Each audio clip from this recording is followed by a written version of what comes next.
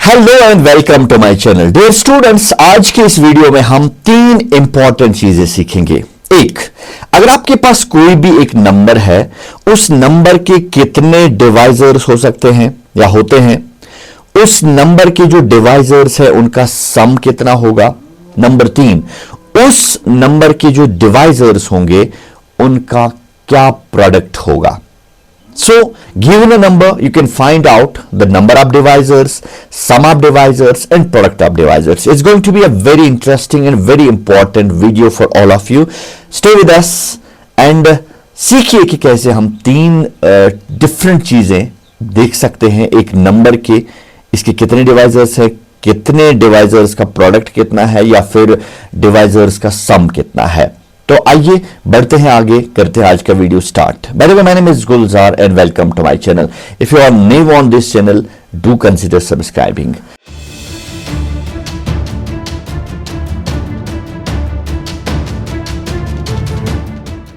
तो आइए बढ़ते हैं आगे और सबसे पहले हम स्टार्ट करते हैं। अगर हमारे पास एक डिवाइजर या एक नंबर है, कोई भी नंबर आप ले लीजिए, प्रेफरेबली एक कंपोजिट नंबर। मान लीजिए हमारे पास एक कंपोजिट नंबर है n, और हमें देखना है कि इसके जो डिवाइजर्स हैं वो कितने हैं। क्योंकि सबसे पहला काम जो है n के साथ हम करेंगे, वो हम इसके जो है फैक्टर्स निकालेंगे, प्राइम फैक्टराइजेशन करेंगे इसकी। ठीक है, मान लीजिए इसके प्राइम फैक्टर्स जो हैं वो है p, q, r, s। ठीक है, इसके अलावा भी हो सकते हैं, हम एक्स्ट्रा लिखेंगे। और अगर कोई फैक्टर या कोई प्राइम फैक्टर जो है वो रिपीटिंग है, यानी 2 बार है, 3 बार है, 4 बार है, तो that factor can be written as the power. मान लीजिए अगर कोई फैक्टर है 2 बार, 2 है 2 बार या 3 बार, हम लिख सकते हैं 2 रेज़्ड पावर 3। ठीक है, तो अगर हम एक इंडेक्स भी लेंगे, मान लीजिए a, b, c, d etc is the index of all the prime numbers। जाहिर सी बात है, मान लीजिए हमारे पास है 15 है, 15 का जो हम फैक्टराइजेशन करेंगे वो हम करेंगे 3 into 5। 3 into 5 का मतलब है 3 raised power 1 and 5 raised power 1। अगर हम 12 की बात करेंगे, 12 को हम लिख सकते हैं 2 into 2 into 3, यानी 2 raised power 2 into 3 raised power 1। ठीक है, तो प्राइम्स जो है वो है 2 और 3, लेकिन इंडिसेस जो है, इनके इंडेक्स जो है वो है 2 और 1 पावर्स। ठीक है, तो यहां पे हमने क्या लिए, p, q, r, s हमने मान लिए प्राइम फैक्टर्स, और a, b, c, d जो है इसके इंडिसेस मान लिए। तो हम n को किस फॉर्म में लिख सकते हैं, n को हम लिख सकते हैं p raised power a into q raised power b into r raised power c into s raised power d so on। क्योंकि और भी फैक्टर्स हो सकते हैं, तो हम जो है यहीं पे एंड नहीं कर सकते हैं। First thing we will try to find out its number of divisors, यानी इस नंबर के कितने डिवाइजर्स हो सकते हैं। There is a very well known formula, number of divisors, या हम लिख सकते हैं टोटल नंबर ऑफ फैक्टर्स लिखिए या डिवाइजर्स लिखिए, फैक्टर्स ओब्लिक डिवाइजर्स। सबसे पहले हम बात करेंगे इसी पे, टोटल नंबर ऑफ डिवाइजर्स या total number of factors of composite number n। वो है जो हमारे पास पावर्स है, like a, b, c, d, वो होंगे a plus 1 into b plus 1 into c plus 1 into d plus 1। ठीक है, ये होगा नंबर ऑफ फैक्टर्स या नंबर ऑफ डिवाइजर्स इस कंपोजिट नंबर के।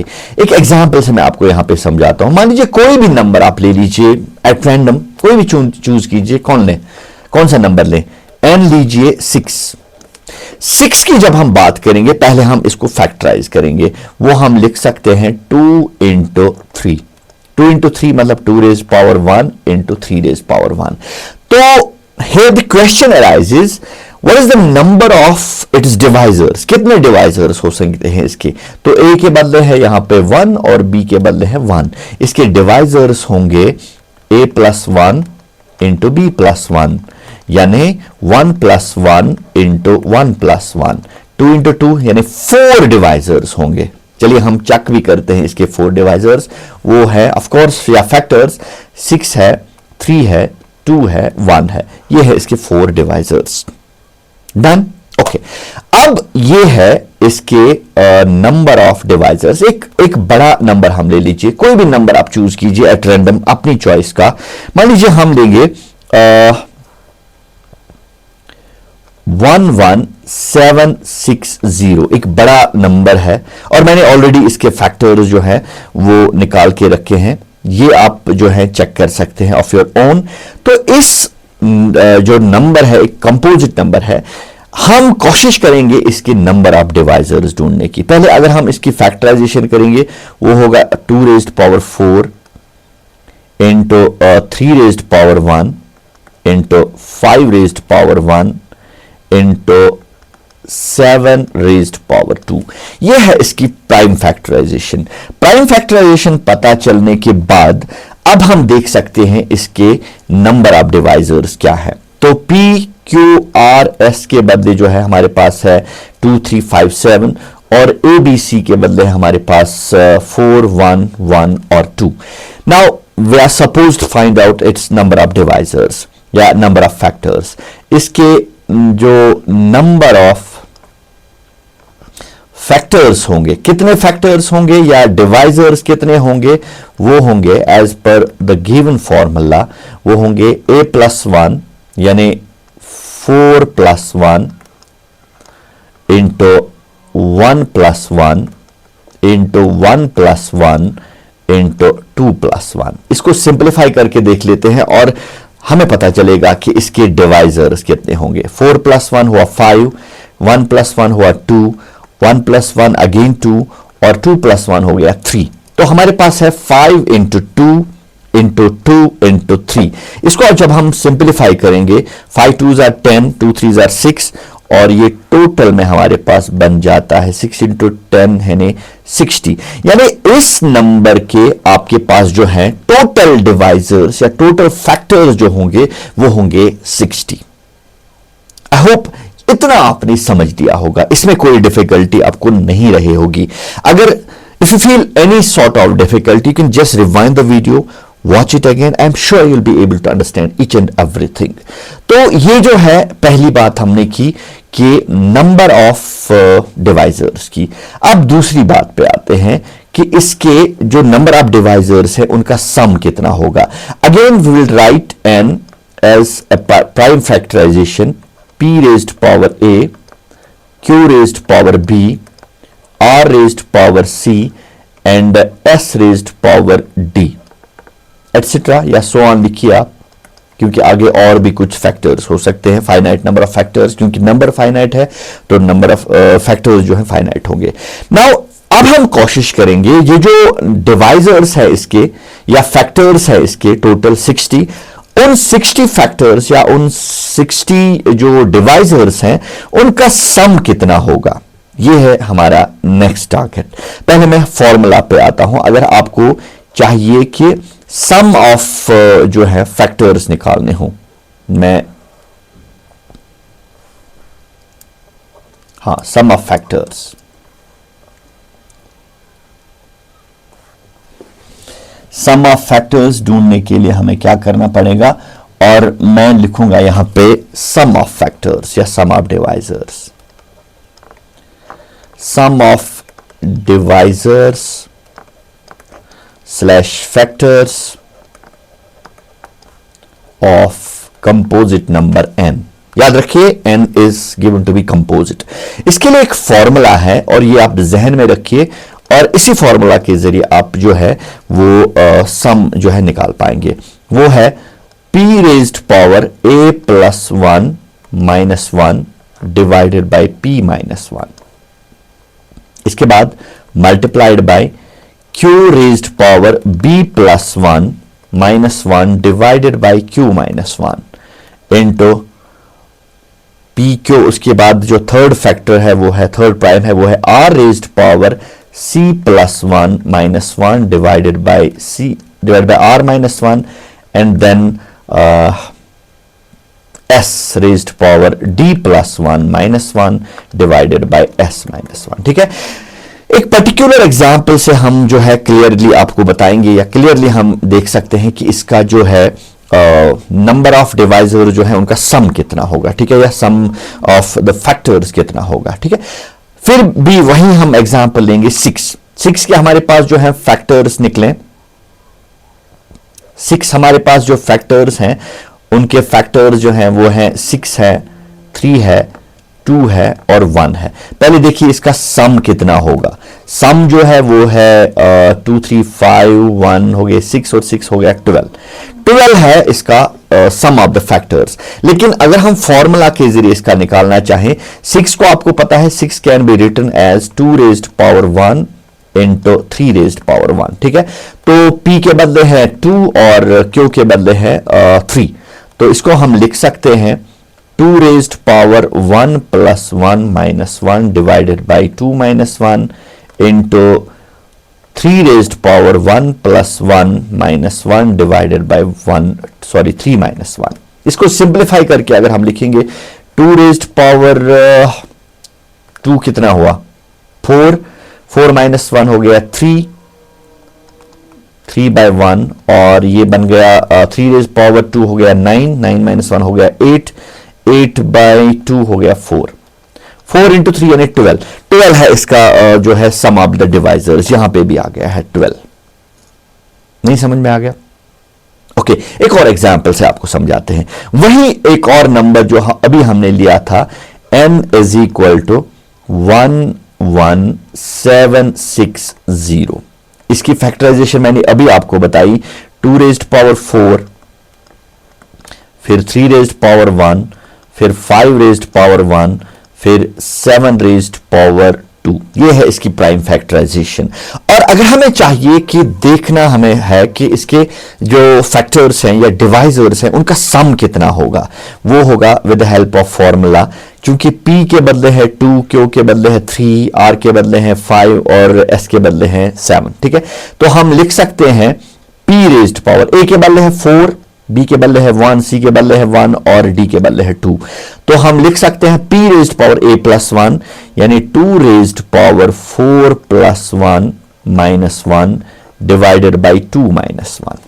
पहला फैक्टर या पहला जो है फॉर्मूला का पार्ट। उसके बाद 3 raised power 1 plus 1 minus 1 divided by 3 minus 1 into 5 raised power 1 plus 1 minus 1 divided by 5 minus 1 and finally 7 raised power 2 plus 1 minus 1 divided by 7 minus 1। ये है फॉर्मूला की हेल्प से हमने देखा कि इसकी जो है जो डिवाइजर्स हैं उनका सम कितना होगा। इसको हम जो है सिंप्लीफाई करेंगे मजीद। ये बनेगा 2 रेज्ड पावर 5 हो गया 32 इन फैक्ट माइनस 1 बन गया 31 डिवाइडेड बाय 1। ठीक है, आई होप इतना आपने जो है समझ लिया होगा। इसके बाद है 3 रेज्ड पावर 2 हो गया 9 माइनस 1 हो गए 8 डिवाइडेड बाय 2। इसके बाद थर्ड जो है 5 रेज्ड पावर 2 25 माइनस 1 हो गए 24। Yes 24 divided by 4। इसके बाद 7 रेज्ड पावर 3 है 342 डिवाइडेड बाय हमारे पास है 6 आ जाएगा। तो इसको अब हम सिंप्लीफाई करते हैं। ये यहां पे फैक्टराइज जो है कैंसिलेशन हो जाएगी, 2 1s 2 4s 4 1s 4 जो है 6। इसके बाद इसको जब आप सिंप्लीफाई करेंगे with the help of calculator या सिंपल कैलकुलेशन उतना डिफिकल्ट नहीं है, it will come out to be 42408। ये हमारे पास जो है इसके जो फैक्टर्स होंगे उनका सम जो है 42408 बन जाएगा। ये दूसरी बात आज की वीडियो में हमने सीखी कि given a number, given a composite number, you can find out first the number of divisors, and the second thing you can find out its sum of divisors or sum of its divisors.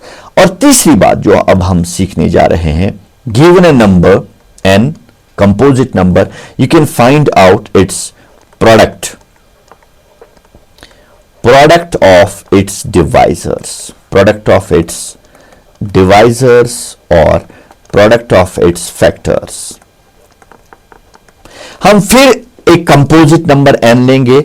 मान लीजिए ये prime factorisation में हम इसको ऐसे लिख सकते हैं, p raised power a into q raised power b into r raised power c into s raised power d etcetera. ठीक है, इसको अब हम जो है कैसे हमने नंबर ऑफ डिवाइजर्स भी निकाला और हमने सम ऑफ डिवाइजर्स निकाला. Now finally we have to find out the product of its divisors. There is a formula, very well known and interesting formula, that is composite number n raised power total divisors, or you can say total number of divisors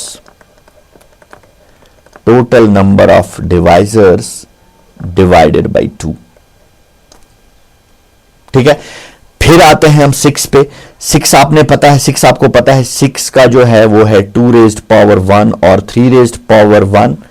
जो है इसके जो number of factors जो हैं वो है 6 और सम जो है उनका सम ऑफ फैक्टर्स जो है वो है 12. ये हमने ऑलरेडी जो है सेकंड केस में डिस्कस किया है. Now will try to find out its product of divisors.